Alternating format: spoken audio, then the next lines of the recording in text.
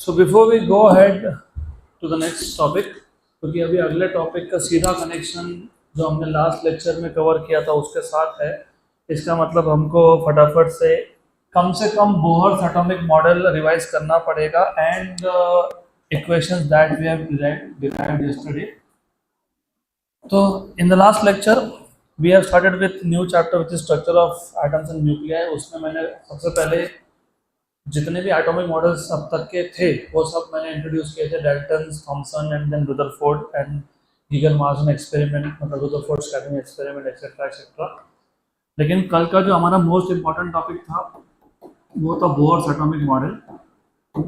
मुझे सिर्फ Bohr's atomic model के postulates in the form of equation और एनर्जी के इक्वेशंस लगने वाले हैं आज, तो हम उतना ही रिवाइज करेंगे।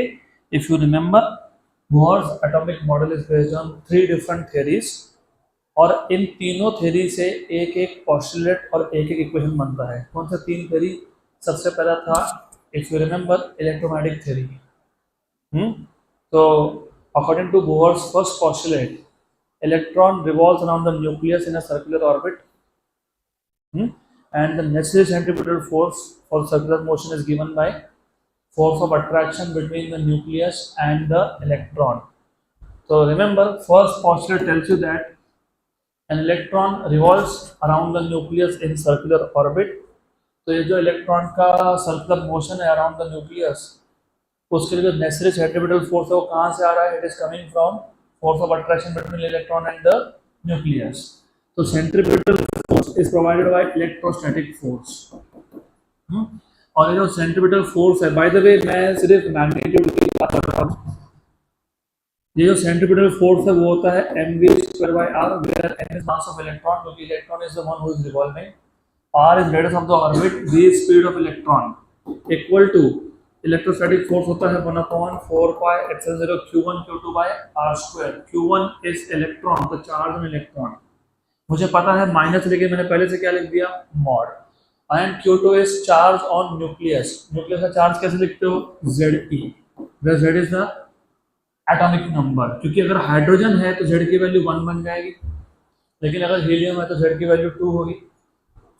हीलियम के न्यूक्लियस में 2 प्रोटॉन होते हैं, लिथियम में 3 होते हैं, तो ये Z E is the charge on nucleus upon distance का square। ऐसा पहला postulate। Number 2, second postulate is based on, if you remember, it is based on classical theory.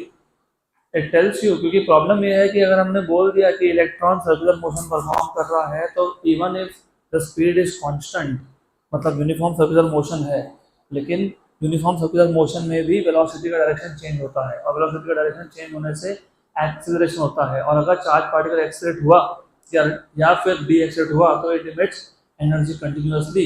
अगर एनर्जी कंटिन्यूअसली इमिट हो रहा है तो इलेक्ट्रॉन का ऑर्बिट स्प्रिंग होना चाहिए और धीरे धीरे करके वो इलेक्ट्रॉन न्यूक्लियस में जाना चाहिए, मतलब it raises a question mark on the stability of the atom.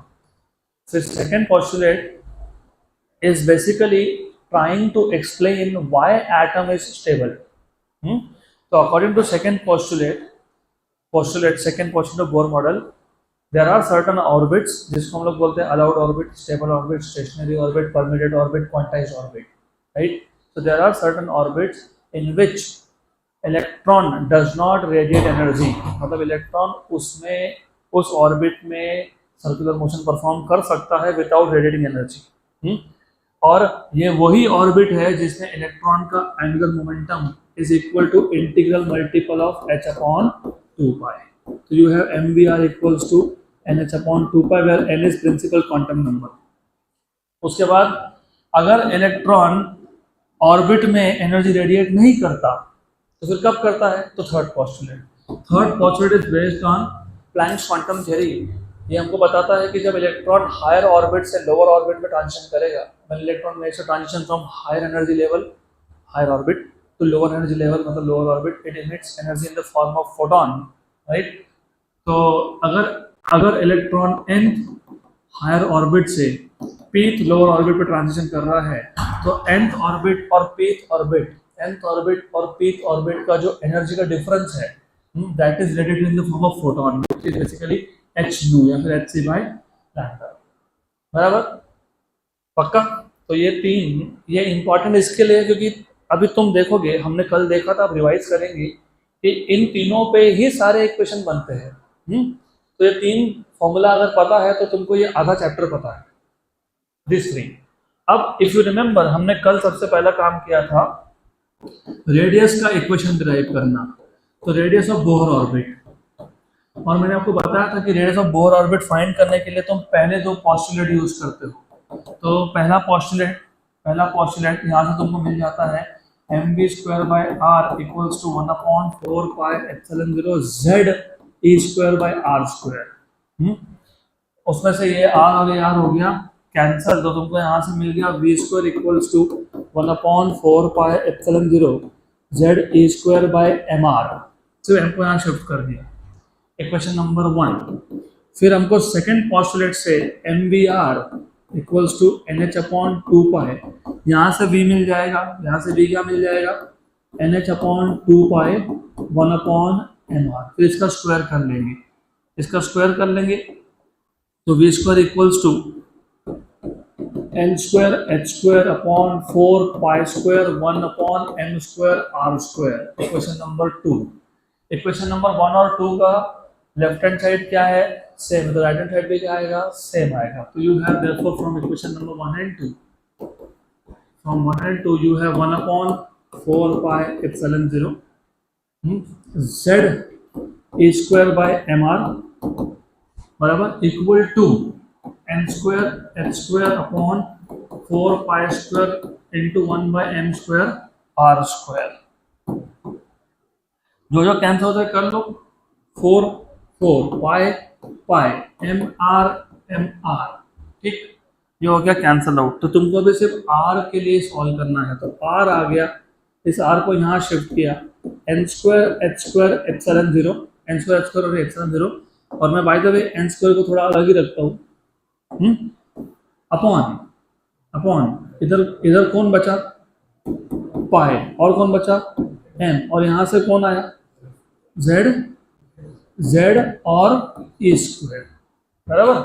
r यहाँ पे आया, ये डिनोमिनेटर में गया z(e²), यस, n²h² ε0, बराबर है, करेक्ट है। This is the equation for radius of nth Bohr orbit, बराबर। और जानबूझ के मैंने ऐसा लिखा है। फिर अगर आपको याद होगा, मैंने आपको बोला था कि इसके आगे से हम r को क्या बोलेंगे, r⁴n। ऐसा क्यों? क्योंकि देखो डिपेंड करता है इलेक्ट्रॉन फर्स्ट ऑर्बिट में कि सेकंड ऑर्बिट में कि थर्ड ऑर्बिट में कि फोर्थ ऑर्बिट में है। अगर इलेक्ट्रॉन फर्स्ट ऑर्बिट में तो रेडियस अलग होगा, सेकंड ऑर्बिट में तो अलग होगा, मतलब कि रेडियस n पे डिपेंड करता है, इसलिए इसको क्या बोलते हैं, r⁴n। फिर मैंने आपको ये बताया था कि अगर हाइड्रोजन एटम की बात कर रहे हो, फॉर हाइड्रोजन एटम, तो हाइड्रोजन एटम के लिए z की वैल्यू 1 है, और अगर n की वैल्यू भी 1 है, क्योंकि इलेक्ट्रॉन हाइड्रोजन एटम में एक ही होता है, वो फर्स्ट ऑर्बिट में ही होता है, तो ये 1 हो गए। तो ये पूरा का पूरा जो है कांस्टेंट है, इसको मैं फिलहाल r1 बोल देता हूँ, h²ε0/πme²। और मैंने बताया था कि ये h की वैल्यू 6.63 × 10⁻34, ε0 की वैल्यू 8.85 × 10⁻12, m की वैल्यू 9.1 × 10⁻31, e की वैल्यू 1.6 × 10⁻19। सब सब्स्टिट्यूट करने के बाद, सॉल्व करने के बाद, एंगस्ट्रॉम में लाने के बाद तुमको मिलता है 0.5371 एंगस्ट्रॉम। मतलब radius of first Bohr orbit of hydrogen atom is 0.5371 angstrom, बराबर, गुड। और होना भी चाहिए क्योंकि टिपिकल साइज ऑफ एटम ये एंगस्ट्रॉम में ही आता है, तो बराबर है।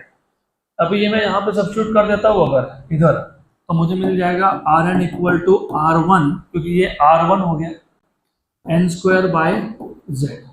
और अगर मैं स्ट्रिक्टली हाइड्रोजन की ही बात कर रहा हूँ तो z की वैल्यू 1 है, तो Rn इज प्रोपोर्शनल टू क्या आ गया, n²। गुड, पक्का। फिर मैंने आपको बोला था कि अगर हमको वेलोसिटी फाइंड करना हो, तो इसके बाद हमने फाइंड किया था velocity of electron in nth orbit.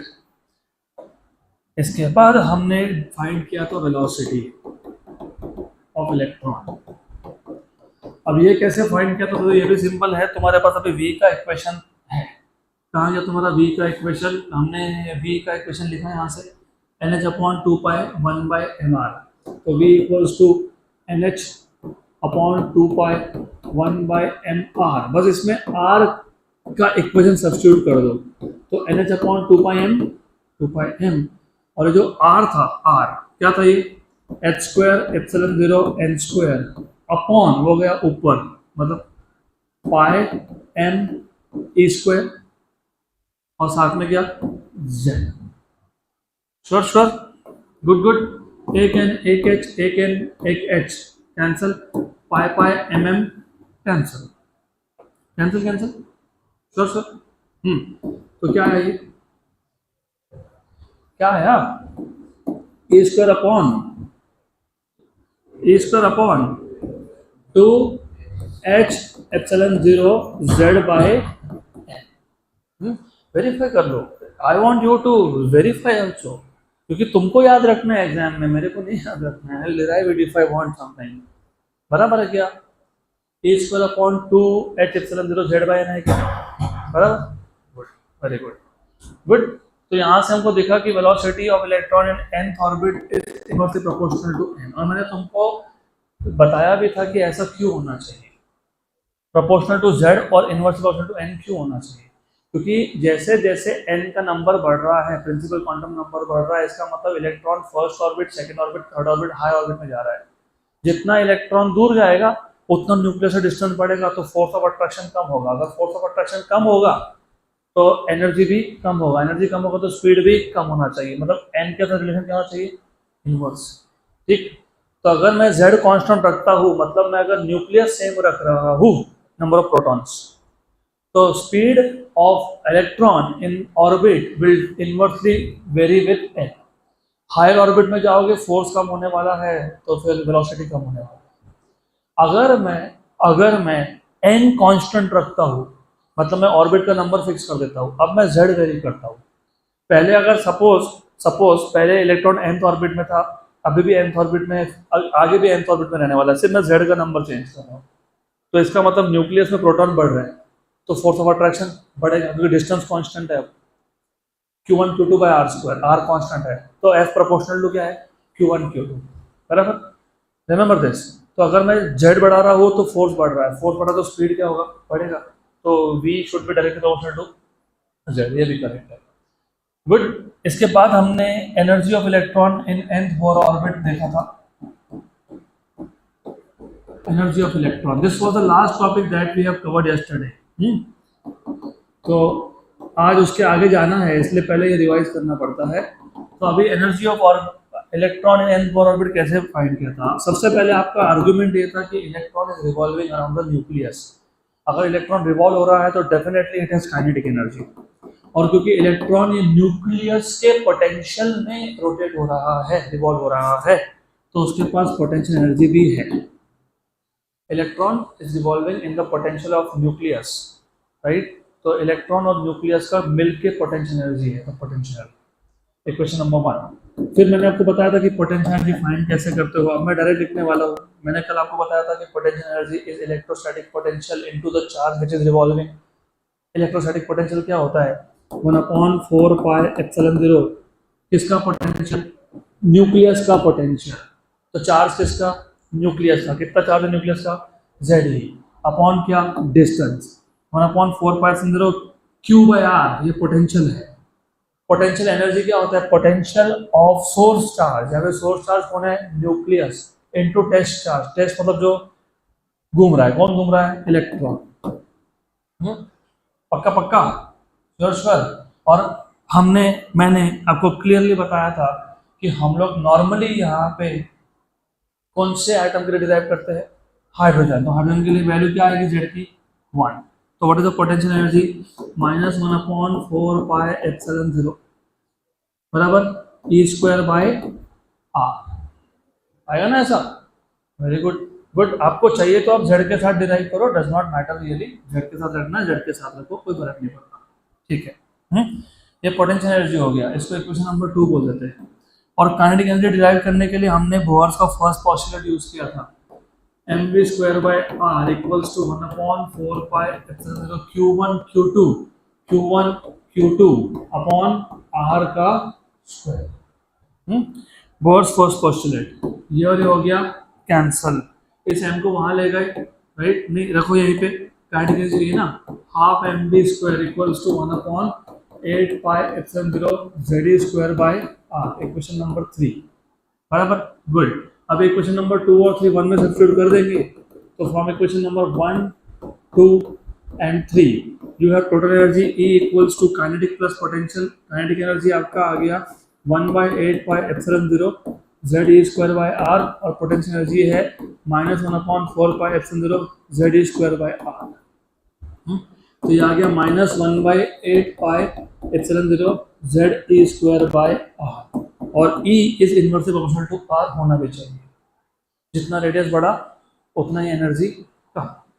अब इसमें हमने सिर्फ R के लिए सब्स्टिट्यूट किया था, हमने यहाँ पे R का इक्वेशन सब्स्टिट्यूट किया था, if you remember, E equal to 1 of course -8 pi epsilon 0 z e square upon R। What is R? R की डिराइव किया R, याद है क्या? h square epsilon 0 n square, h square epsilon 0 n square upon pi m e square z, pi m e square z। Good, जो cancel होता है कर दो कैंसिल, पाई पाई हो गया कैंसिल, बराबर, और कुछ हुआ क्या कैंसिल? बन जाए, कुछ कैंसिल हुआ क्या? नहीं ना, नहीं हुआ, तो E इक्वल टू ये आ गया आपका, वो तो जेड स्क्वायर तो आने वाला है, z square by n square को साइड में रख देता हूँ मैं, माइनस को बाहर रख देता हूँ, जेड स्क्वायर बाहर गया, अंदर कौन बचा? m e रेस टू 4, क्योंकि ये 2 और ये 2, जेड तो गया बाहर, हाँ, और 8 h स्क्वायर एप्सिलॉन 0, बराबर।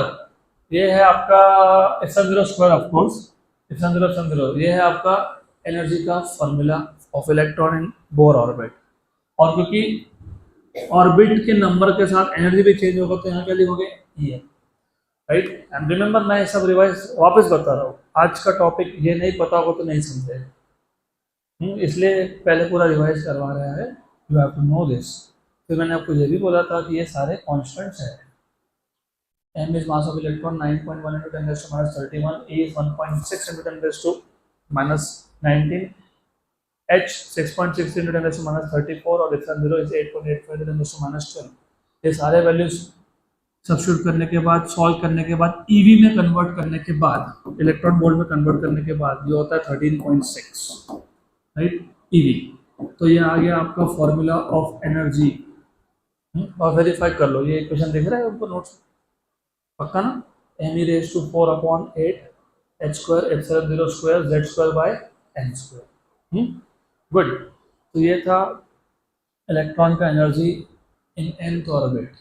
अगर मैं हाइड्रोजन की बात करूँ, z की वैल्यू क्या आएगी? 1। तो for hydrogen atom you have z equals to 1, तो आपको मिल जाएगा energy of electron in nth orbit -13.6 by n square. यहाँ तक हमने कल कवर किया था। अब इसके आगे आज हमको देखना है इन डिटेल हाइड्रोजन स्पेक्ट्रम। पहली बात, एज आई टोल्ड यू, मैं वापस एक बार बता रहा हूँ, ये जो बोहर का पूरा थियरी है ये ओरिजिनली हाइड्रोजन एटम के था, ओरिजिनली, इसलिए जो स्पेक्ट्रम भी है ना ओरिजिनली हाइड्रोजन स्पेक्ट्रम है। इसको हम लोग बाद में एटॉमिक स्पेक्ट्रा पे जनरलाइज करेंगे, तो मैं साथ साथ में बाद में बता दूंगा कि एटॉमिक स्पेक्ट्रा के लिए क्या चेंज आएगा। एटॉमिक स्पेक्ट्रा जब मैं बोल रहा हूँ तो हाइड्रोजन भी एटम ही है, तो जब मैं बोल रहा हूँ एटॉमिक स्पेक्ट्रा मतलब किसी भी एटम के लिए, और जब मैं बोल रहा हूँ हाइड्रोजन स्पेक्ट्रम तो मैं स्पेसिफिकली हाइड्रोजन एटम की बात कर रहा हूँ। तो I will start with hydrogen spectrum, और तुमको डिटेल में हाइड्रोजन स्पेक्ट्रम ही है सिलेबस में, तो don't worry, you have to apply this mostly to hydrogen only. अब ये हाइड्रोजन स्पेक्ट्रम में मैं बताता हूँ what is the meaning of hydrogen spectrum, लेकिन हाइड्रोजन स्पेक्ट्रम में तुमको दो फॉर्मूला देखने हैं। एक है Balmer's empirical formula, Balmer's empirical formula, और जहां भी हम लोग एम्पिरिकल लिखते हैं मतलब क्या होता है? Based on experiments. तो Balmer empirical formula is purely based on experiments.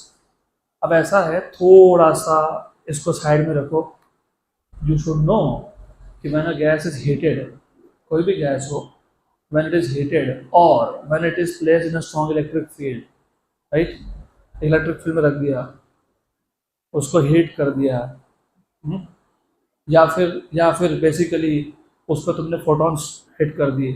So when a gas is heated और subjected to strong electric field, होता यह है कि उस गैस में से फोटॉन्स इमिट होने लगते हैं। तो when a gas is heated or subjected to strong electric field, it starts emitting radiation. When a gas is heated or subjected to strong electric field,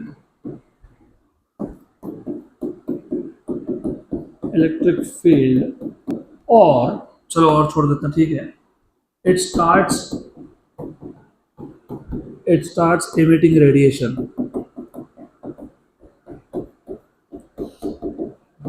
कोई भी गैस हो, चाहे वो अर्गन गैस हो, चाहे वो हाइड्रोजन गैस हो, जब तुम उसको हीट करते हो या तुम स्ट्रॉन्ग इलेक्ट्रिक फील्ड में रखते हो, तो that gas starts emitting radiation.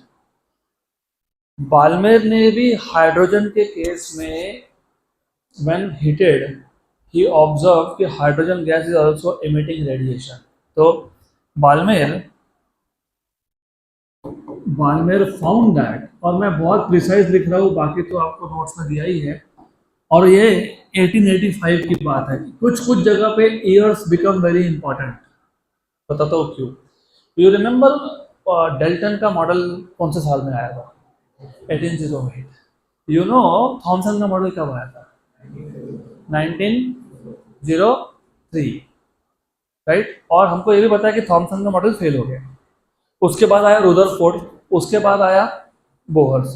मतलब बोहर का एटॉमिक मॉडल कम से कम 1903 के बाद का है, और बाल्मेर ने ये ऑब्जर्वेशन लिया 1885 में। मतलब तब तक हमको एक्चुअली बोहर मॉडल पता ही नहीं था। तब तक वी वर अज्यूमिंग कौन सा मॉडल? डेल्टन का मॉडल, इंडिविजिबल, राइट। तो उस टाइम पे वो बहुत बड़ी बात थी ये। तो बाल्मेर इन 1885 observed that hydrogen gas emits radiation when heated, और उसको जो 4 वेवलेंथ उसने मेजर किए एक्सपेरिमेंटली, वो 4 वेवलेंथ इंपॉर्टेंट है। एक है 6563 एंगस्ट्रॉम, वैसे इसको हम एच अल्फा लाइन बोलते हैं, इसके बाद से इसको एच अल्फा बोलेंगे। मैंने तुमको एक्सरे के केस में बताया था, आज ही बताया तुमको, जब मैंने एक्सरे का टॉपिक ले रहा था तब तुमको बताया मैंने। जब ट्रांजिशन जस्ट ऊपर वाले ऑर्बिट से होता है, जस्ट ऊपर वाले ऑर्बिट से, फॉर एग्जांपल अगर ट्रांजिशन फर्स्ट ऑर्बिट पे हो रहा है n इक्वल टू 1, 2 से 1 तो वो अल्फा लाइन होता है, 3 से 1 वो बीटा लाइन होता है, 4 to 1 वो गामा लाइन होता है, 5 to 1 वो डेल्टा लाइन होता है, राइट। तो यहाँ पे ये पहला लाइन था। When hydrogen gas was heated, it was seen that it emits radiation in visible region. Visible है नहीं, इसलिए तो दिखा। 1885 में कौन सा इंस्ट्रूमेंट है तुम्हारे पास यूवी लाइट या फिर इवन इंफ्रारेड लाइट डिटेक्ट करने के लिए? कुछ था ही नहीं। तो 1885 में हाइड्रोजन रेडिएशन इमिट करता है, ये हमको तब समझ में आया क्योंकि ये विजिबल लाइट है। और 4 रेडिएशन इंपॉर्टेंट है, एक है एच अल्फा, एक है एच बीटा 4868 एंगस्ट्रॉम, एक है H delta which is 4204 angstrom, और एक है H gamma. What is the value of H gamma?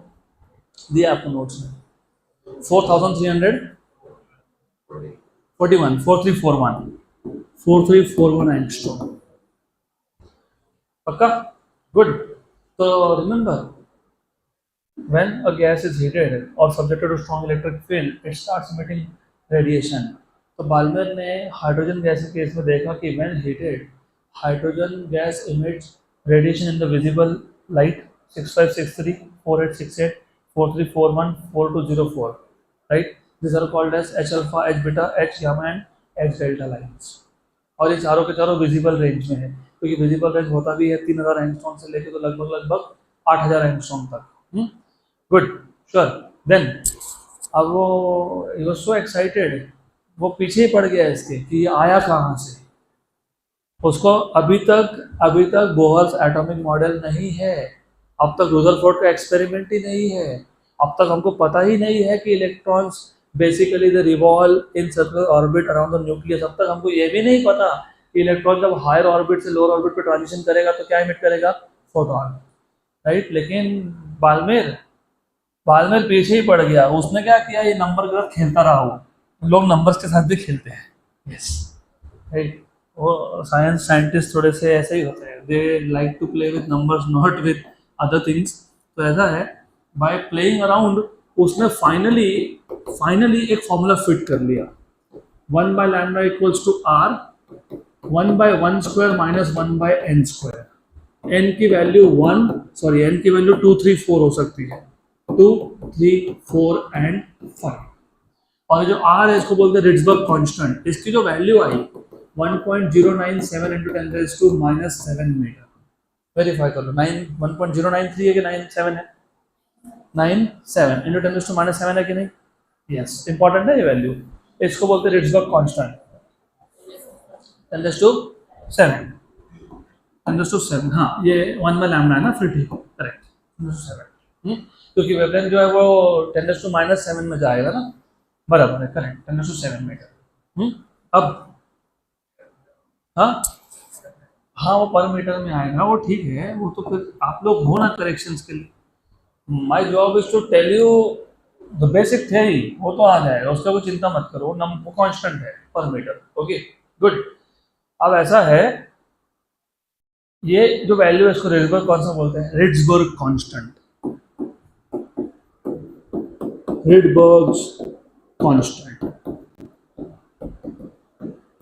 तो जस्ट बाय प्लेइंग अराउंड उसने एक फॉर्मूला बना ही लिया। उसने बोला जब मैं r की वैल्यू ये डालता हूँ और जब मैं n के लिए 2 लिखूंगा 2, तो r की वैल्यू 1.097 × 10⁻⁷ और n की वैल्यू 2 लिखूंगा तो मुझे मिलता है 6563 एंगस्ट्रॉम।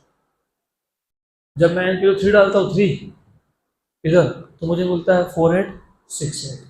जब मैं n की वैल्यू 4 लिखूंगा तो मुझे मिलता है 4341 एंगस्ट्रॉम। और जब मैं r की n की वैल्यू 5 लिखूंगा तो मुझे मिलता है 4202 एंगस्ट्रॉम। ये जो फॉर्मूला बना इसको हम लोग बोलते हैं Balmer's empirical relation, Balmer's empirical relation, purely based on experiments. पक्का? तो यहाँ तक पिक्चर क्लियर। जब भी तुम गैस को हीट करोगे या एक स्ट्रॉन्ग इलेक्ट्रिक फील्ड में रखोगे तो गैस क्या करेगा, रेडिएशन इमिट करेगा। बाल्मेर ने ऐसा ही रेडिएशन ऑब्जर्व किए, नोटिस किए for the case of hydrogen. तो when hydrogen gas is heated it starts emitting this 4 wavelength. Then उसने बहुत सारे ट्रायल करके फाइनली एक फॉर्मूला बना लिया जहाँ से उसको ये वैल्यूज मिल रही है। अब तक उसको ये नहीं पता कि हो क्या रहा है, बस वो बोला कि बस ये फॉर्मूला है, अगर मैं n की 2 डालता हूँ तो मुझे पहला वैल्यू मिल जाता है 6568 6563। और अगर मैं n की 3 डालता हूँ तो मुझे मिलता है दूसरा वैल्यू 4868। अगर मैं n की वैल्यू 4 लिखूंगा तो मुझे मिलता है 4341। और अगर मैं n की वैल्यू 5 लिखता हूँ तो उस फॉर्मूले में n की वैल्यू 5 डालने का मुझे मिलता है 4202। यहाँ तक हो गया आपका हाइड्रोजन स्पेक्ट्रम का पार्ट 1 खत्म। क्योंकि पार्ट 1 में सिर्फ एक बेसिक आइडिया तुमको दे रहे हैं कि पहली बार हाइड्रोजन स्पेक्ट्रम नोटिस कब हुआ था, 1885, बराबर। और उससे जो फॉर्मूला बना वो होता है बाल्मेर्स एम्पिरिकल रिलेशन। अब आ जाते हैं हम लोग बोहर्स के रिलेशन पे, बोहर्स रिलेशन या बोहर्स फॉर्मूला।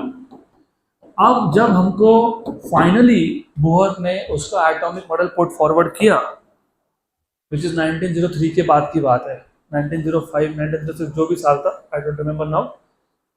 उस टाइम हमको फाइनली ये समझा, क्या समझा, ये समझा कि electrons are revolving in orbits around nucleus.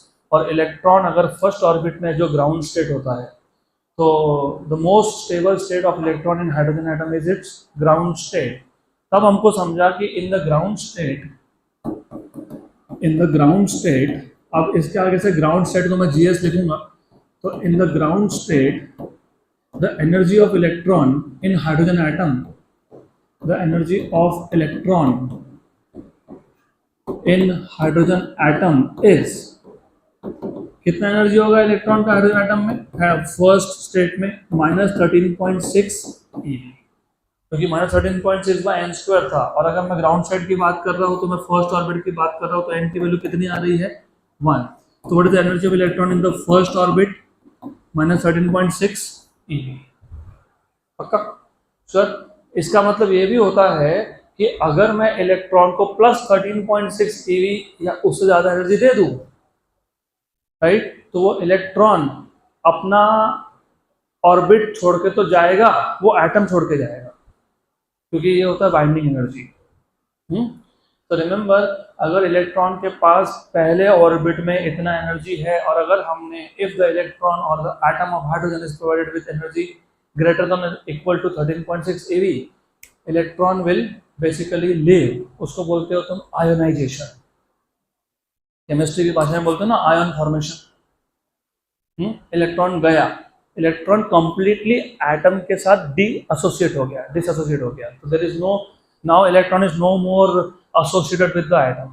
So if we give energy of +13.6 eV or more, so if energy greater than or equal to 13.6 eV is given to the hydrogen atom,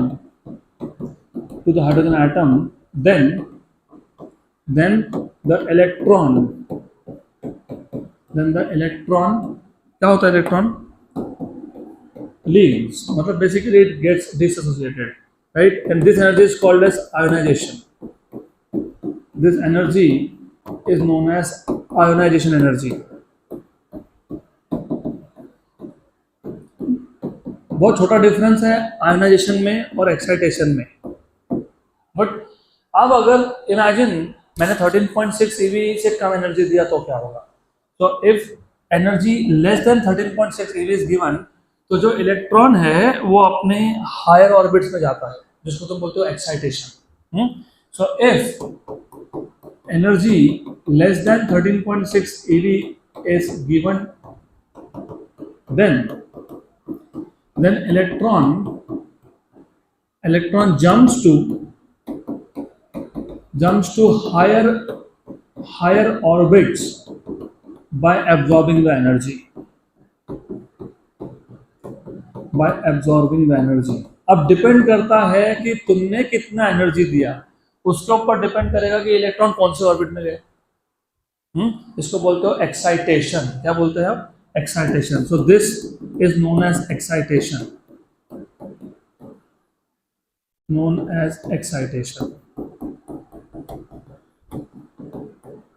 पक्का। तो अब तक का story सिर्फ इतना है कि जो बाल्मेर का रिलेशन था वो एम्पेरिकल था, प्योरली बेस्ड ऑन ऑब्जर्वेशंस। तब कोई एटॉमिक मॉडल था नहीं जो ये समझा पाए कि हमको हाइड्रोजन के केस में 4 लाइन से क्यों मिल रहे हैं। एक्चुअली 4 लाइन है नहीं, ज़्यादा है, हमको 4 ही मिल रहे हैं। क्यों? क्योंकि वो विजिबल में है।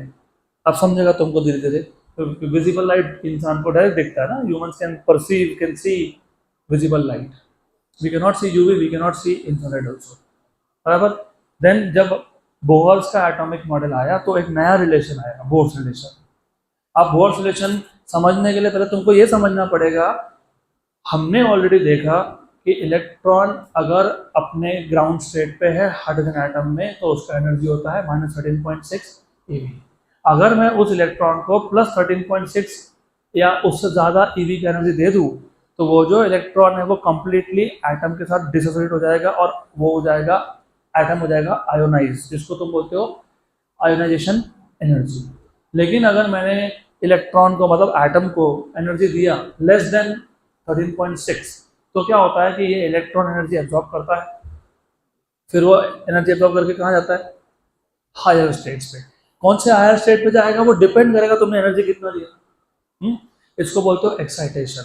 अब होता है बहुत एक्साइटिंग थिंग, जब इलेक्ट्रॉन अपने एक्साइटेड स्टेट में है, गुड, हायर ऑर्बिट्स में है, तो ये जो हायर ऑर्बिट्स में इलेक्ट्रॉन होता है it is for a very short time, जिसको बोलते हो life time of electron in that orbit. वो होता है सिर्फ 10⁻⁸ सेकेंड के आसपास। So the life time of electron in the excited state, the life time of electron in the excited state is only approximately 10⁻⁻⁸ second, so rapid. ऊपर गया वापस नीचे आने वाला है, राइट? क्यों होता है ऐसा? क्योंकि जैसे इलेक्ट्रॉन हायर स्टेट में गया, एनर्जी लेके चला तो गया, लेकिन नीचे एक वैकेंसी बन गई। और एटम की स्टेबिलिटी के लिए इसेंशियल है कि इलेक्ट्रॉन पहले ऑर्बिट में होना चाहिए। ऐसा नहीं हो सकता है कि इलेक्ट्रॉन दूसरे ऑर्बिट में और पहला ऑर्बिट खाली है, और इलेक्ट्रॉन गया तो वहां पे वो पॉजिटिव वैकेंसी बना के गया, जिसको होल्ड बोलते हो, और इलेक्ट्रॉन उसके तरफ अट्रैक्ट होगा। तो जैसे ऊपर गया वापस नीचे आना है, लेकिन जब नीचे आना है तो होता है बहुत इंटरेस्टिंग चीज। तो while going back to the ground state, while going back to the ground state,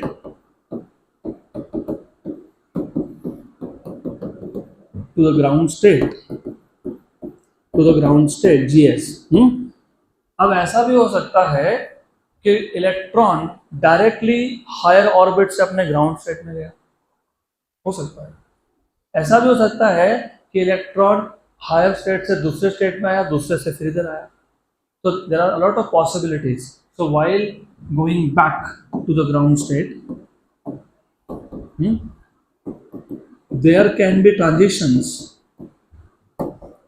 There can be different types of transition, I would say. So there can be transition directly to ground state, directly to ground state, to ground state, or ground state या फिर और transitions to intermediate states, or transitions to intermediate states. Ultimately वो ground state पे तो आने ही वाला है. It is just like saying states मतलब ऑर्बिट. ऐसा ही है कि सपोज एनर्जी लेके पहले से 5वें ऑर्बिट पे चला गया, अब वो 5 से डायरेक्टली 1 पे आ सकता है, वो 5 से 4 पे जा सकता है, 4 से 1 पे आ सकता है, वो भी हो सकता है। वो 5 से 4 पे आया, 4 से 3 पे आया, 3 से 1 पे आया, वो भी हो सकता है। वो 5 से 4 पे आया, 4 से डायरेक्टली 1 पे आया, वो भी हो सकता है। वो 5 से 4 पे आया, 4 से 2 पे आया, 2 से 1 पे आया, वो भी हो सकता है, राइट? जितने ट्रांजिशन होंगे उतने तुमको लाइंस मिलेंगे, उतने ज़्यादा वेवलेंथ मिलेंगे। और मैं इस पे क्वेश्चन लेने वाला हूँ, नंबर ऑफ लाइंस। तो वो नंबर ऑफ लाइंस का फॉर्मूला है, स्ट्रेट फॉरवर्ड बता दूंगा मैं, पर ये तुमको इमेजिन करना जरूरी है, क्योंकि अब इसके आगे पूरा का पूरा पिक्चर ही उसके ऊपर डिपेंड करता है। तो रिमेंबर, इलेक्ट्रॉन एक बार एनर्जी लेके ऊपर गया, अभी बहुत सारे पॉसिबिलिटी बन गए। या तो डायरेक्टली हायर स्टेट से सीधा ग्राउंड स्टेट पे आ गया, या फिर हायर स्टेट से लोअर स्टेट, फिर लोअर स्टेट, फिर ग्राउंड स्टेट, हायर से लोअर, लोअर से डायरेक्ट ग्राउंड। तो there are lot of transitions हो सकते हैं। गुड। तो एक काम करते हैं, अभी फिलहाल हम ऐसा समझ लेते हैं कि इलेक्ट्रॉन ने nth हायर ऑर्बिट से पीक लोअर ऑर्बिट पे जंप किया, और हमको पता है for each of this transition, जब भी इलेक्ट्रॉन हायर स्टेट से लोअर स्टेट पे आएगा, वो क्या इमिट करेगा? फोटोन। किसने बोला? बोर का third postulate, right? So during this transitions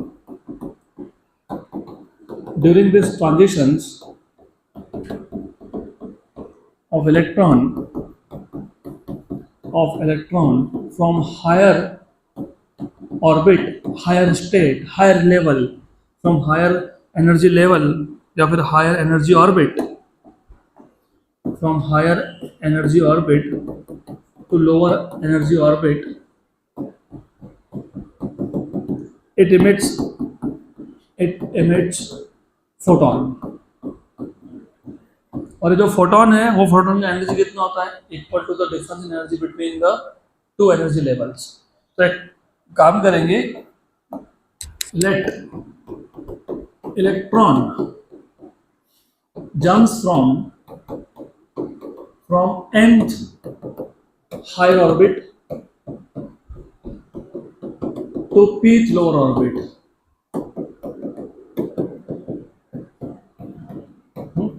Also, we know that. What do you know? Do you know what is the energy of electron in nth orbit? I don't want to know in EV. मुझे पूरा formula चाहिए, इसलिए तो revise करवाया। पूरा formula पता होना चाहिए एनर्जी का।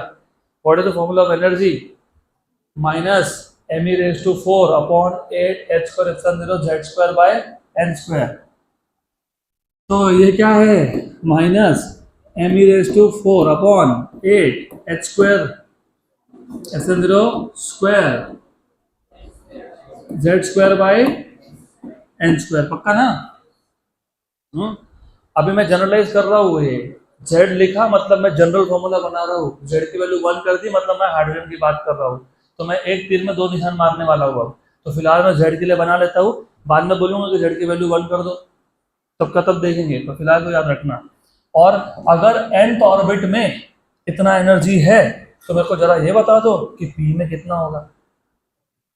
सेम, सिर्फ n के यहाँ पे क्या लिखोगे? p।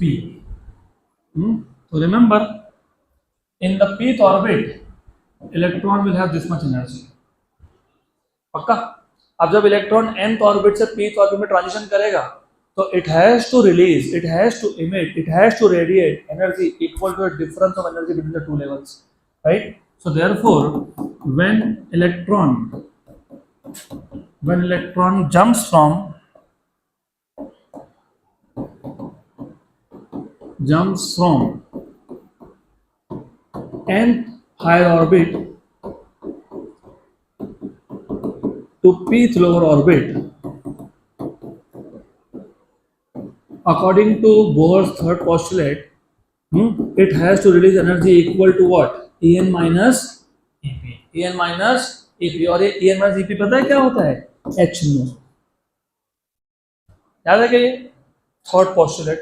लेकिन व्हाट इज En? अभी लिखा तुमने, माइनस me रेज टू 4 अपॉन 8 h square epsilon 0 square z square by n square. Minus ep क्या था? माइनस ऑफ माइनस करना पड़ेगा अब, ठीक है? तो याद रखना। चलो ठीक है, कोई बात नहीं, मैं ऐसे लिख देता हूँ। माइनस क्या आएगा? me रेज टू 4 अपॉन 8 h square epsilon 0 square z square by p square equal to क्या लिखेंगे? hc बाय लैम्डा, क्योंकि नो क्या है?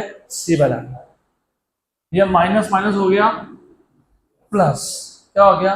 प्लस इधर बीच में, राइट? और इन दोनों में से क्या कॉमन निकला? m e raise to 4 upon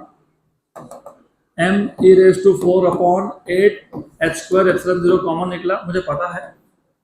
weight, n square क्या है? नेगेटिव है, और p स्क्वायर क्या है? पॉजिटिव है। और क्या कॉमन निकला? z square. मैं z स्क्वायर को जानबूझ के एक साइड में रख रहा हूँ, पक्का? गुड। तो ये कॉमन आया, यस। z स्क्वायर कॉमन आया, यस। तो ऐसा बचा, यस। अब अगर मैं यहाँ पे hc को भी शिफ्ट कर देता हूँ, तो what is 1 by lambda? Shift कर दो, hc इधर लाओ, me रेज टू 4 अपॉन 8 h क्यूब c, क्योंकि h स्क्वायर और h cube c epsilon 0 square 1 by p square minus 1 by n square into z square, पक्का? अरे सही है ना? h cube c epsilon 0 square 8 m e raise to 4 बराबर है सब कुछ, नथिंग इज रॉन्ग। देखो है क्या ऐसा फॉर्मूला? मैं तुम्हारे लेवल में, मुझे पता यही है। थोड़े से ज्यादा टर्म्स दिख गया क्या? तुम कंफ्यूजन है।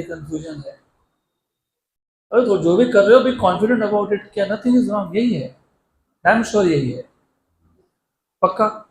क्योंकि तुमको पता है यही तो रिड्सबर्ग कांस्टेंट बनने वाला है। अब ऐसा है, ये पूरा का पूरा कांस्टेंट है, m constant, e constant, h constant, c constant, epsilon 0 constant. जब मैं m e h c epsilon 0 की वैल्यू सब्स्टिट्यूट करता हूँ तो ये जो है, ये जो कांस्टेंट है, इन सब की वैल्यू सब्स्टिट्यूट करने के बाद, वैसे इसको रिड्सबर्ग कांस्टेंट बोलते हैं, इसको r बोलते हैं, r। तो ये r इसकी वैल्यू आने वाली है 1.093 इंटू 10⁻⁷ पर मीटर। पहले कितनी आई थी? बाल्मेर एम्पिरिकल रिलेशन पहले कितनी आई थी? 1.097। अब कितनी आई? 1.093। लेकिन you see, observations and theory, they are so close to each other. और बाल्मेर का रिलेशन 1885 का है, जब तक थॉमसन मॉडल भी नहीं था। और अगर observations and theory are matching, मतलब model is correct, so close, right? Correct? So therefore therefore you have 1 by lambda equals to, ये जो है इसको बोलेंगे Rydberg constant R, 1 by P square minus 1 by N square, और यहाँ पे कौन है z स्क्वायर। पक्का? Sure sure 100%। और ये 1 बाय लैम्डा को पता है क्या बोलते हैं? Wave number. क्या बोलते हैं? Wave number. तो it is called as wave number. 1 upon wavelength that is wave number. Frequency नहीं है वो, फ्रीक्वेंसी सी बाय लैम्डा होता है। Frequency C by lambda is called as wave number. पक्का? देखो तो फॉर्मूला है क्या ऐसा? है, लिखा है मैंने, नीचे लिखा है कि for in general for any atom you will get, साथ में जेड स्क्वायर लगा देना, तो you have z square R 1 by P square minus 1 by N square, और ये आर की वैल्यू है वो क्या है? Rydberg constant. पक्का? यहाँ तक क्लियर? तो अब देखो ऐसा है, what we know now is Bohr's relation कहाँ से आया? हमको ऑलरेडी पता है कि अगर हाइड्रोजन एटम की बात करें, अगर उसका पहला ऑर्बिट का इलेक्ट्रॉन भी लेता हूँ, तो पहले ऑर्बिट में इलेक्ट्रॉन का एनर्जी कितना है? -13.6 eV। इसका मतलब ये होता है कि मैं अगर हाइड्रोजन एटम के इलेक्ट्रॉन को +13.6 या उससे ज़्यादा eV का एनर्जी दे दूँ, वो इलेक्ट्रॉन जाएगा वहाँ से, मतलब वो एटम हो जाएगा आयोनाइज, इसलिए इसको बोलते हो आयोनाइजेशन एनर्जी। लेकिन अगर मैंने +13.6 eV से कम एनर्जी दिया तो क्या होगा? तो वो इलेक्ट्रॉन उस एनर्जी को एब्जॉर्ब करके हायर एक्साइटेड स्टेट पे जाएगा, हायर एनर्जी स्टेट पे जाएगा, जिसको बोलते हो एक्साइटेशन। अब वाइल डी एक्साइटेशन, जब वो नीचे आ रहा है तो बहुत सारे पॉसिबिलिटीज है, there are so many transitions. यहाँ तक क्लियर? तो हमने एक जनरल फॉर्मूला बनाने के लिए एक ट्रांजिशन इमेजिन कर लिया nth हायर ऑर्बिट से pth लोअर ऑर्बिट, क्योंकि अब मुझे energy of electron in nth orbit का फॉर्मूला पता है, -me⁴/8h⁴0² z square by N square, पता होना चाहिए अब। और मुझे पी ऑर्बिट भी पता है, -me⁴/8h⁴0² z square by P square. तो जब इलेक्ट्रॉन nth ऑर्बिट से pth ऑर्बिट में ट्रांजिशन करेगा तो वो एनर्जी रिलीज करेगा En माइनस Ep, जो होगा h nu। राइट? मैंने सिर्फ अभी En और Ep की वैल्यू सब्स्टिट्यूट किए, फॉर्मूला को सिंप्लीफाई किया, तो मुझे मिल गया m⁴/8ε0² h³ c, और z स्क्वायर मैंने फिलहाल जानबूझ के साइड में रखा है, 1/p² - 1/n²। बराबर? z स्क्वायर को साइड में रखा क्योंकि मुझे ये कांस्टेंट पे फोकस करना था, क्योंकि ये सारे कांस्टेंट्स हैं, तो ये कांस्टेंट की जो वैल्यू आएगी सब मिला के वो आती है 1.093 × 10⁷ पर मीटर, और वो बाल्मेर के कैलकुलेशन से बहुत पास में है, तो वो रिड्सबर्ग कांस्टेंट की वैल्यू ही है ये। गुड। तो ये तो अभी थ्योरेटिकली और एक्सपेरिमेंटली वेरीफाई हो गया कि जो बाल्मेर ने ऑब्जर्वेशंस लिए थे, H alpha, H beta, H gamma, H delta, they are exactly fitting with the theoretical model. मतलब ये मॉडल तो करेक्ट है।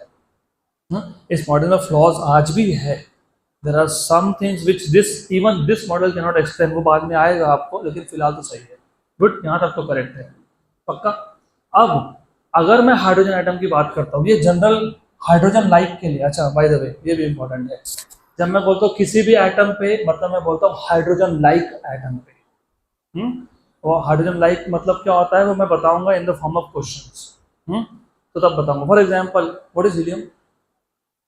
2 इलेक्ट्रॉन्स, बराबर? करेक्ट। मैं उसका अगर एक इलेक्ट्रॉन गायब कर दूं, क्या बन गया? He+, so that is hydrogen like. What is lithium? 2 electrons in the first orbit and 1 in the second orbit. मैंने 2 उड़ा दिए electrons, Li++, lithium doubly ionised lithium, Li++ आया, मतलब प्लस आया है ना, वो भी हाइड्रोजन लाइक है। तो ये जो फॉर्मूला है ये हाइड्रोजन लाइक के लिए ही सूटेबल है, याद रखना है। गुड। अब अगर हाइड्रोजन के लिए बात कर लूँ मैं, तो for hydrogen atom, for H atom, ये जो Z की वैल्यू वो क्या हो जाएगी? 1। क्या हो जाएगी? 1। तो 1/λ equals to R 1/p² minus 1/n। अभी याद रखना है इसको याद रखना, ये बहुत काम का है, एक्सट्रीमली इंपॉर्टेंट है। पक्का पक्का? Sure sir? Good good. अब इस पे से बनते हैं बहुत सारे सीरीज। अभी सीरीज कहाँ से आए? हाइड्रोजन स्पेक्ट्रम में, जैसे तुमको मैंने बोला बाल्मेर का जो रिलेशन था, बाल्मेर का, उसमें 4 लाइंस थी, राइट? वो 4 लाइन एक सीरीज है, that is called as Balmer series, correct. अब डिपेंडिंग ऑन ट्रांजिशन कौन से लेवल पे हो रहा है, मतलब कौन से लोअर ऑर्बिट पे हो रहा है, राइट, कौन से हायर ऑर्बिट से हो रहा है, उस पे बेस्ड हमारे पास बन जाता है एक series. So depending on the transition, depending on the transitions on a fixed lower orbit, on a fixed lower orbit from higher orbits, from higher orbits we have 5 series of hydrogen atom. We have series for H atom. अभी ध्यान दो यहाँ पे अच्छे से, total मैंने एकदम clearly बताया है यहाँ पे, depending on the transition on a fixed lower orbit. अगर n इक्वल टू 1 पे ट्रांजिशन हुआ तो n इक्वल टू 1 पे ही हो रहा है, हाँ, लेकिन ऊपर वाला ऑर्बिट फिक्स नहीं है ना, from higher orbits, from different higher orbits, 2 to 1, 3 to 1, 4 to 1, 5 to 1, right, बराबर। ये एक सीरीज बन गया।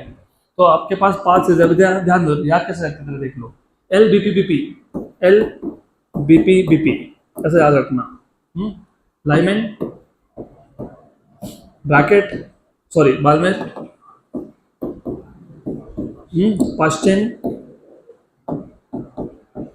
Bracket and Pfund. यहाँ पे पी साइलेंट है, पी फुंड मत बोल देना, बोलते हैं कुछ कुछ पी फुंड, ठीक है, पी फुंड, मैं इसको फंड बोलने वाला हूँ, फुंड फंड, राइट। तो Lyman Balmer Paschen bracket Pfund, L B P B P. अब इसमें सबसे पहले डिटेक्ट पता है कौन हुआ, बाल्मेर। पता है क्यों हुआ, क्योंकि यहाँ पे जो वेवलेंथ प्रोड्यूस होता है वो पता है किसमें होता है, विजिबल में, बराबर। यहाँ पे पता है किसमें होता है, अल्ट्रावायलेट में। यहाँ पे पता है किसमें होता है, इंफ्रारेड, बेसिकली नियर इंफ्रारेड। अब ये नियर क्या होता है, फार क्या होता है, मिड क्या होता है, बताता हूँ। ये पता है कौन सा है, ये होता है near to mid infrared, near to mid. मैं जानबूझ के लिख रहा हूँ तुमको याद रखने के लिए, तुमको एग्जाम में क्वेश्चन आ गया तो तुमको अगर पता होगा कि कौन से सीरीज का वेवलेंथ कौन से रेंज में होता है तो तुमको हेल्प होगा आंसर फास्ट फाइंड करने में। और ये जो फुंड होता है ये मिड टू फार होता है। अब तो पहला जो सीरीज है Lyman series, Lyman series, Lyman series में जो ट्रांजिशन होता है ना वो होता है फर्स्ट ऑर्बिट पे। कहाँ पे, फर्स्ट ऑर्बिट पे, मतलब lower level. If you remember P, इस केस में जो पी की वैल्यू है वो है 1, तो यहाँ पे ट्रांजिशन कहाँ पे हो रहा है, फर्स्ट ऑर्बिट पे। कहाँ से हो रहे हैं, 2 से 3 से 4 से 5 से 6 and so on so forth, पक्का। तो for Lyman series the transition of electron is from higher orbit to first orbit which is K shape, K 2 to 1, 3 to 1, 4 to 1, 5 to 1। अब याद रखना, अगर 2 to 1 ट्रांजिशन है इसको बोलते हो अल्फा लाइन। मैंने अभी बताया 2 to 1 इज अल्फा। कौन सा alpha, Lyman alpha, L alpha. पक्का, गुड। 3 to 1 अगर हुआ तो इसको बोलते हो beta line, it is L beta. और बाय द वे मैंने वहां पे नोट्स में दिया है, मैं फॉर्मूला तो बना के दे रहा हूँ लेकिन मैंने वहां लिखा है ये जो ट्रांजिशन है, you know the wavelength corresponding to these two transition. देखो जरा लिखा है, I know, I want you to know क्या क्या लिखा है। देखो 1216 ऐसा कुछ लिखा होगा, और 1025। तो ये जो ट्रांजिशन है ये है 1216 और ये है 1025। पक्का पक्का, श्योर श्योर। एनर्जी डिफरेंस ज्यादा होगा तो वेवलेंथ कम होगा, इनवर्स रिलेशन होता है। अभी तो लिखा En minus EP equal to hc by lambda, तो वेवलेंथ कम तो डिफरेंस ज्यादा, तो बराबर है 3 to 1 के लिए कम वेवलेंथ आएगा। पक्का। तो इस केस में जो फॉर्मूला बनेगा आपका 1 by lambda, that is r lower orbit. कौन सा ऑर्बिट पे ट्रांजिशन हो रहा है, p इक्वल टू 1, तो यहाँ पे क्या लिखोगे, p इक्वल टू क्या लिखोगे 1 माइनस 1 बाय n स्क्वायर, और यहाँ पे n होगा 2, 3, 4, 5, 6, 7 so on so forth।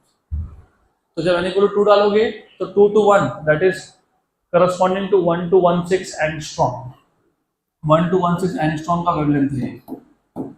और एज यू सी कि ये जो वेवलेंथ है ये UV part of the spectrum में आता है।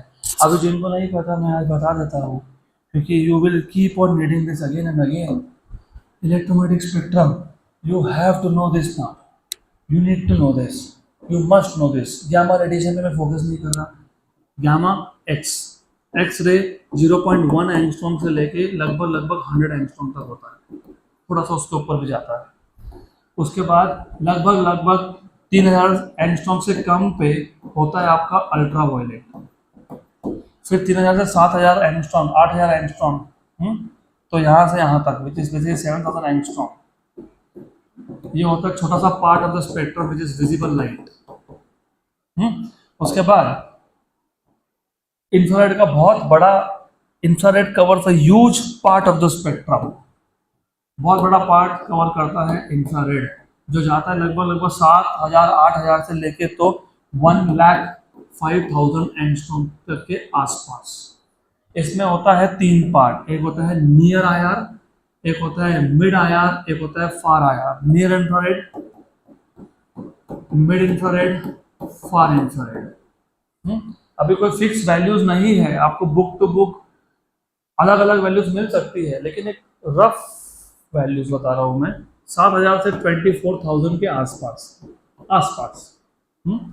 गुड। 24 से यहाँ पे 70,000 के आसपास, 70,000 से 1,05,000 के आसपास होता है फार। रफ वैल्यूज है, एग्जैक्टली तब बात का बाद में देखेंगे। तो अब रिमेंबर, यहाँ पे जो मैंने आपको बताया कि जो ट्रांजिशन हुए कहाँ पे, फर्स्ट ऑर्बिट पे, कहाँ से हुए, सेकंड से, थर्ड से, फोर्थ से, फिफ्थ से। जब सेकंड से फर्स्ट में वेवलेंथ 1216 है, कौन सा रीजन है, अल्ट्रा वायलेट। उसका 3 to 1 कितना है, 1025, क्या होता है, अल्ट्रा वायलेट। फिर 4 to 1 होगा तो वो वेवलेंथ और भी कम होगा, मतलब वेवलेंथ कम हो रहा है। मतलब यहाँ पे मैं आज बताऊंगा आपको, आज या कल बताऊंगा, तो there is something called as series limit, वो हम उसके बाद करेंगे। लेकिन अभी फिलहाल याद रखना, यहाँ पे ये जो रीजन है ये कौन से इसमें आता है, UV, ultra violet. Diamond series is in ultra violet. Good, right. इसीलिए तो बाल्मेर को पहले ये दिखा ही नहीं, क्योंकि ह्यूमन आई हम लोग 3000 से 7000 एंगस्ट्रॉम के वेवलेंथ को ही परसीव कर सकते हैं, देख सकते हैं, हमको अल्ट्रा वायलेट नहीं दिखता, राइट। तो फिर बाल्मेर को जो दिखा वो तो विजिबल था। तो जो सेकंड सीरीज आता है दैट इज बाल्मेर सीरीज। कौन सा सीरीज, बाल्मेर सीरीज। जो बाल्मेर सीरीज है, यहाँ पे जो ट्रांजिशन होता है ना, वो सेकेंड ऑर्बिट पे होता है, सेकेंड एनर्जी लेवल पे होता है। कहाँ से होता है, 3 4 5 6 7 एक्सेट्रा एक्सेट्रा। तो यहाँ पे जो फॉर्मूला बनेगा 1/λ = r, 1/p² मतलब 1/2² माइनस 1/n², बराबर, पक्का। और इसके जो 2 लाइंस है, कौन से 2, 3 to 2 एंड 4 to 2, मतलब अल्फा एंड बीटा, जिसको तुम एच अल्फा बोल रहे हो, वो क्या है, ट्रांजिशन 3 से 2, उसकी वैल्यू क्या आई थी, 6563 एंगस्ट्रॉम। और दूसरा है एच बीटा, वो आई थी 4 से 2 वाला ट्रांजिशन, वो क्या था, 4868 एंगस्ट्रॉम। और ये किस में आता है, visible region of the spectrum. पक्का, चल। देन इसके बाद है कौन सा, पाश्चेन। तो इसके बाद का जो सीरीज है वो है पाश्चेन सीरीज।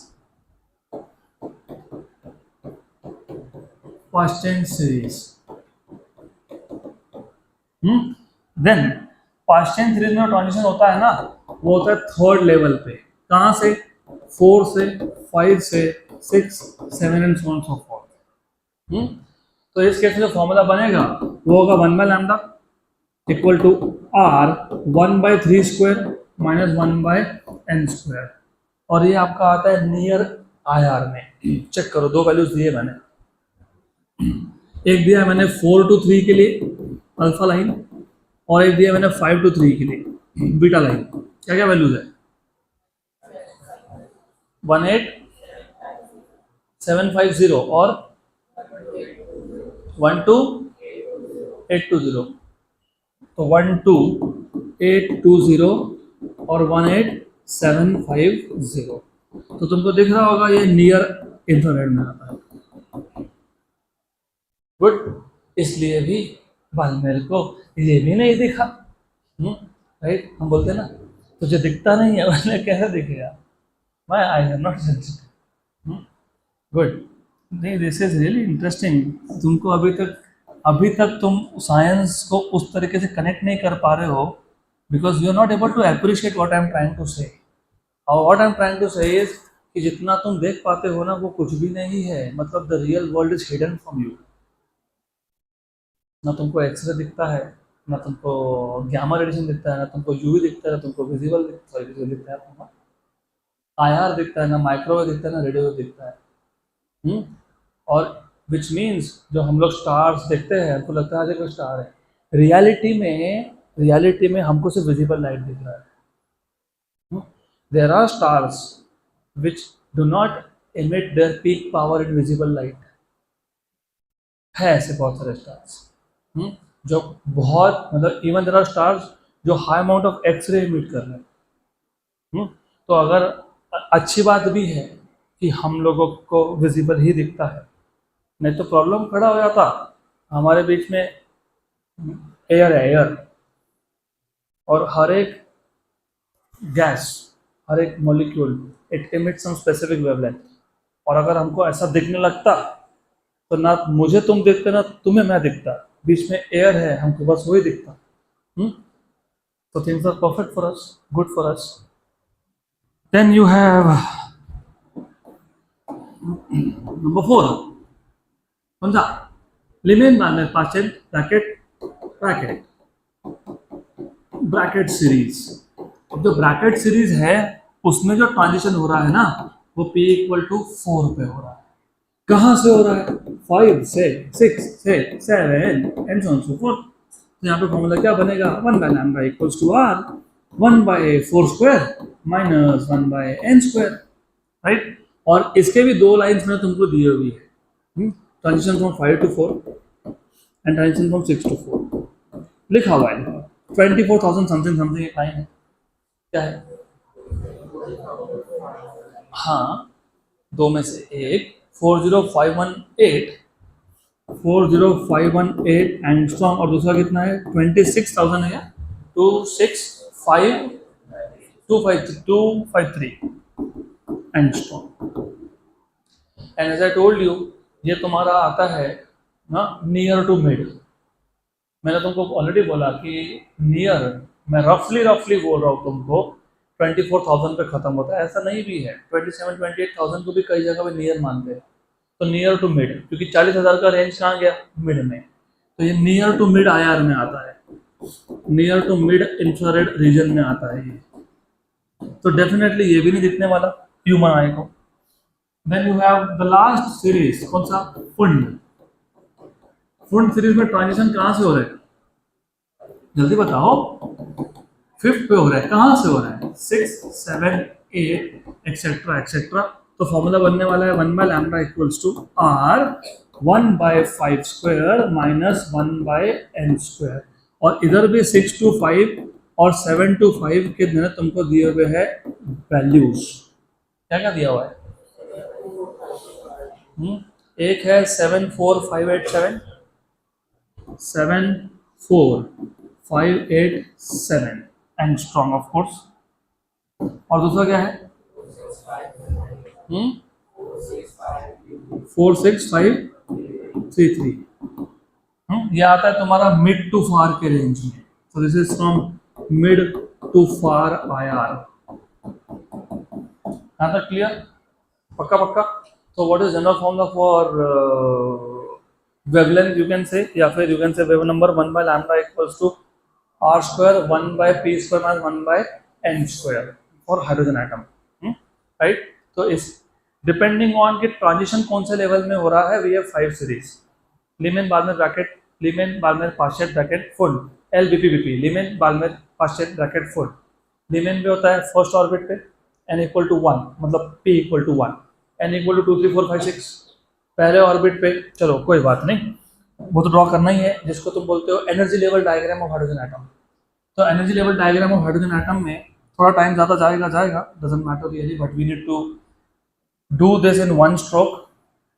थोड़ा सा एक्स्ट्रा ध्यान होना चाहिए, ये n इक्वल टू 1 ऑर्बिट है और तुमको अभी ये पता होना ही चाहिए कि हाइड्रोजन एटम में ये -13.6 eV का एनर्जी है फर्स्ट ऑर्बिट, बराबर।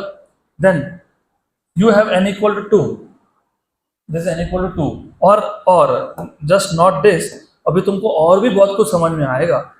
To most important things that you will understand in next 10 minutes. ये n इक्वल टू 2 है, n इक्वल टू 2 में जो इलेक्ट्रॉन की एनर्जी है वो -13.6/4 है, क्योंकि -13.6/n² होता है कि नहीं। तो 13.6 divided by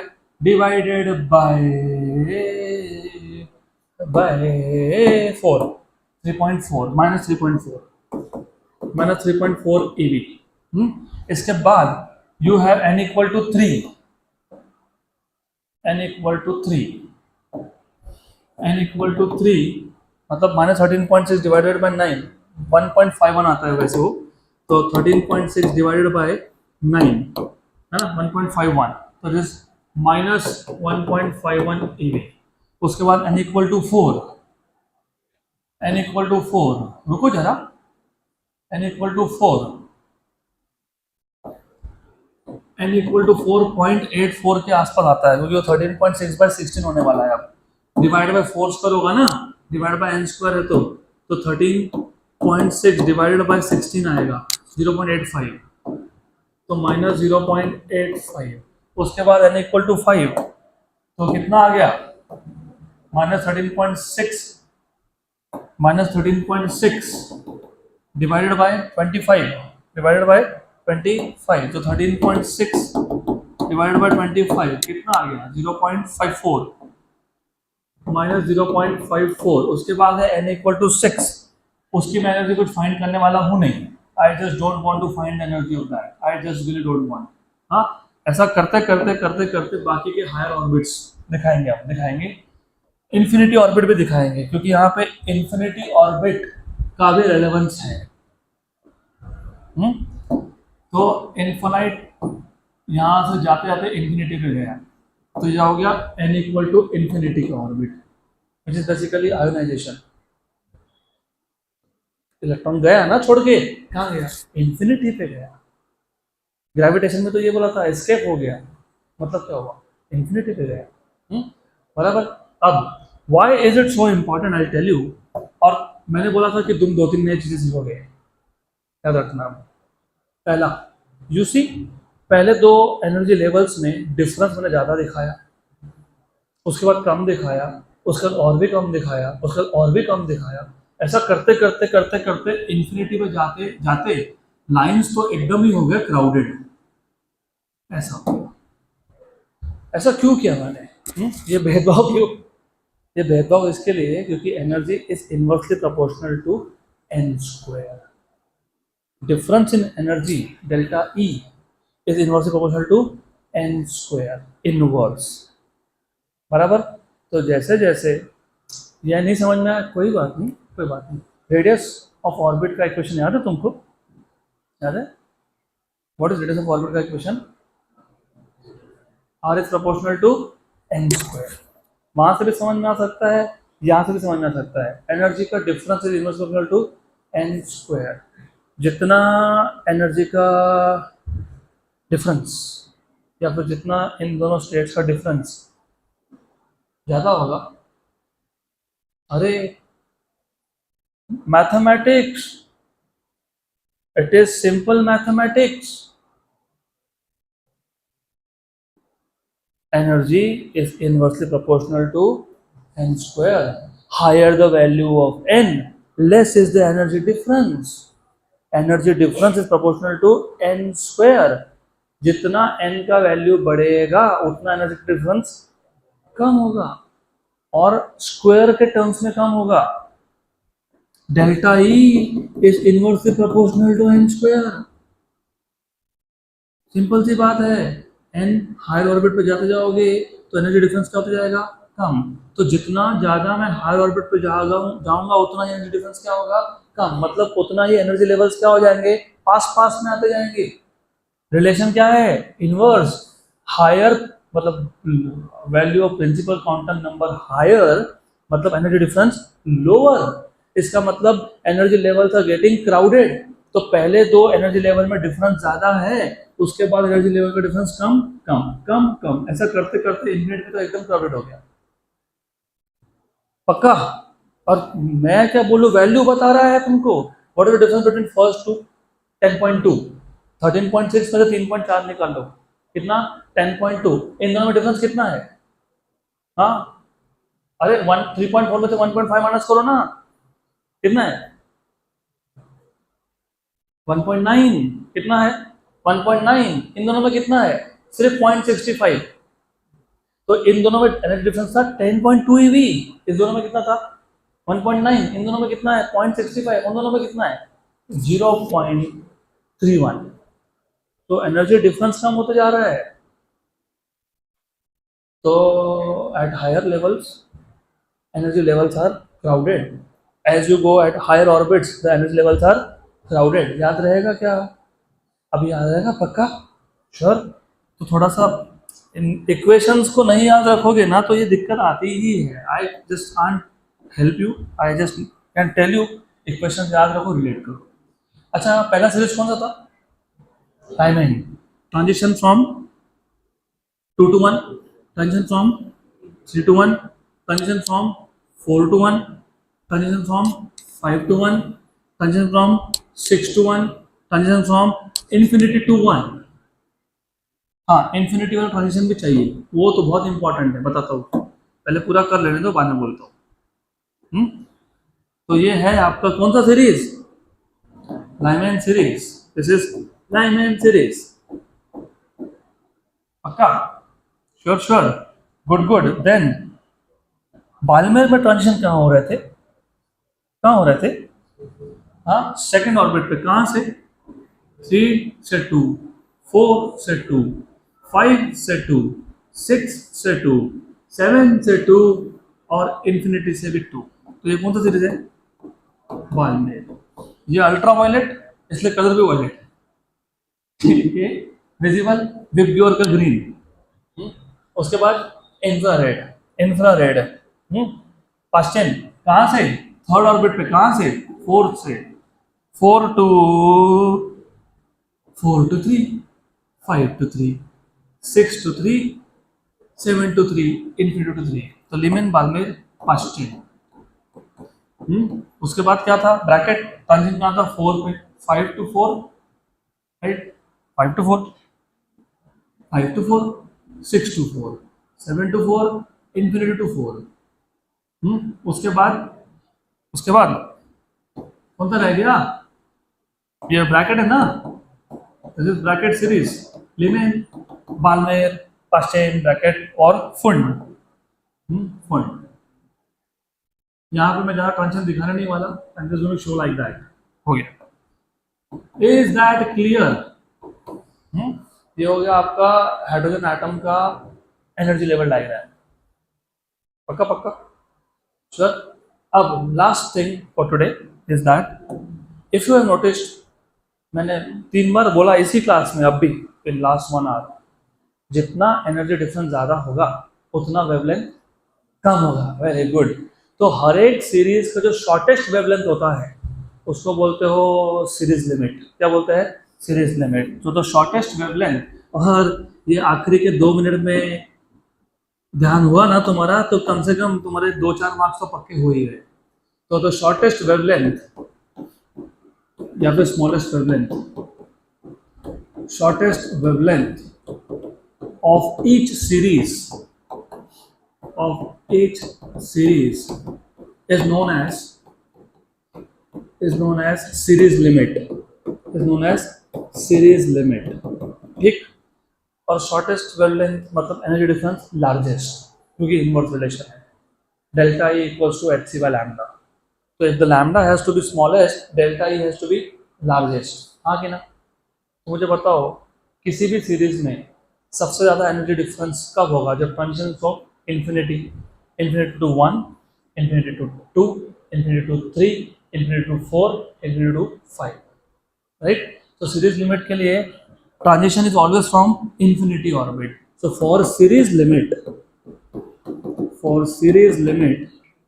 n is equal to always infinity. अभी ध्यान दें आप, चलो ध्यान रखो, एक शॉर्टकट ट्रिक देता हूँ तुमको मैं. You remember 1 by lambda was r 1 by 1 minus 1 by n square for Lyman, 1 by 2 square for Balmer, 1 by 3 square for Paschen, 1 by 4 square for Bracket and 1 by 5 square for Fund.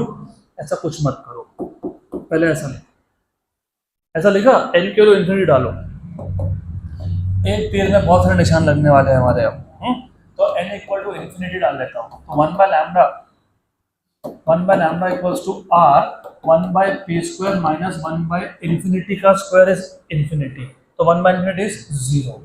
तो 1 by lambda equals to r by p square. तो lambda equals to p square by r. पक्का? Sure? Good. 100%.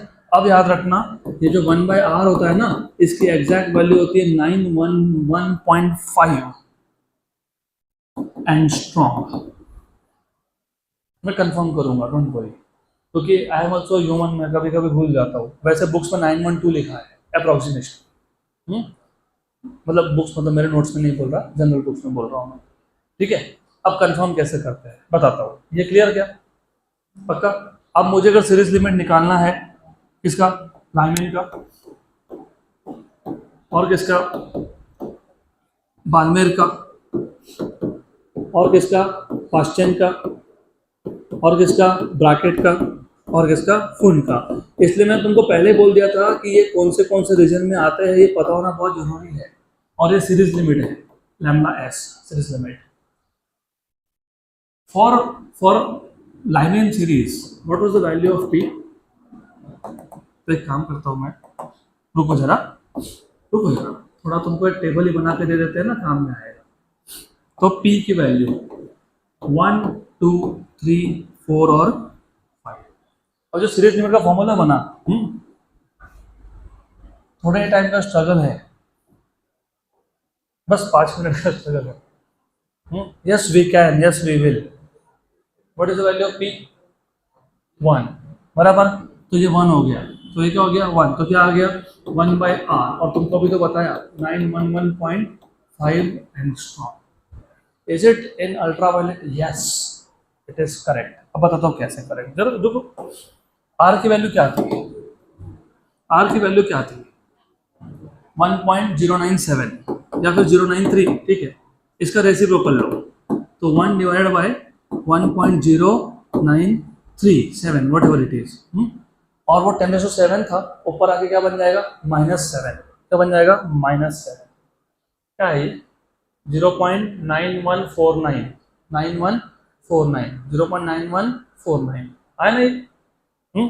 अगर मैं 7 लेता है यहाँ पे, 1 divided by 1.097 कितना आया? 0.9115 आया, इंटू 10⁻⁻7, क्योंकि r का जो 7 था ऊपर आके क्या हो गया?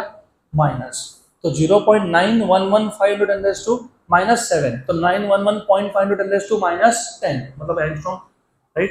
और वैसे भी अल्ट्रावायलेट में है. बराबर? पक्का? तो अभी 1 by r की वैल्यू याद रख लेना, 1 by r, क्योंकि डायरेक्ट वैल्यू मिल जाएगा तुमको. अच्छा एक बात बताओ, ये हो गया series limit for with series Lyman series. ये सीरीज लिमिट आ गया. फॉर बाल्मेर सीरीज p की वैल्यू कितनी है? 2. तो क्या लिखोगे पता है? 2 स्क्वायर बाय r, मतलब 4. और 1 by r की वैल्यू कितनी है? 911.5. 900 इंटू 4 कितना? 3600. बराबर है ना?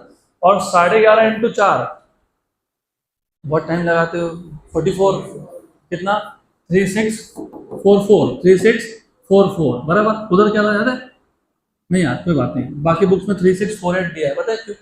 क्योंकि इसको 912 लिखा है. क्या लिखा है? 912. तो अगर मैं 912 लेता तो क्या आएगा? 3648. क्या आएगा? 3648. और ये क्या आएगा? 912. Does it lie in visible region? Yes. तो ये शॉर्टेस्ट वेवलेंथ है किसका? कौन सा सीरीज का? बाल्मेर का. इससे कम वैल्यू बाल्मेर में आ ही नहीं सकती. अगर तुमको पूछा है बाल्मेर सीरीज का वेवलेंथ फाइंड करो फॉर दिस ट्रांजिशन, और तुम्हारा अगर आंसर इससे छोटा रहा तो तुम्हारा कैलकुलेशन में गलती है. फिर क्या आएगा? 3 स्क्वायर बाय r, मतलब 9 इंटू 912. बराबर. अभी एक बात बताओ, 900 इंटू 9 कितने होते हैं? 8100। 12 9 का कितना होता है? 108, तो 8208, right? Does it lie in the near infrared? Yes. This is the shortest wavelength. Good. Series limit of which series? First chain. ये क्या आएगा? 4 square by r, मतलब 16 into 912, बराबर 912, तो कितना आएगा ये? अरे रे रे रे रे 16 into 912 कितना आया? 14592, 14592, और लास्टली 5 स्क्वायर बाय आर, मतलब 25 into 912, 25 into 912, 24,000 something into 912, 22,800 angstrom. पक्का? तो the shortest wavelength of each series is called as series limit. And just to verify, ये तुमको नंबर्स बता रहे हैं कि तुम्हारे कैलकुलेशन सही है। अल्ट्रावायलेट, विजिबल और ये सारे के सारे इंफ्रारेड। पक्का? गुड। सो यहाँ तक हो गया हमारा एटॉमिक स्पेक्ट्रा का पार्ट खत्म।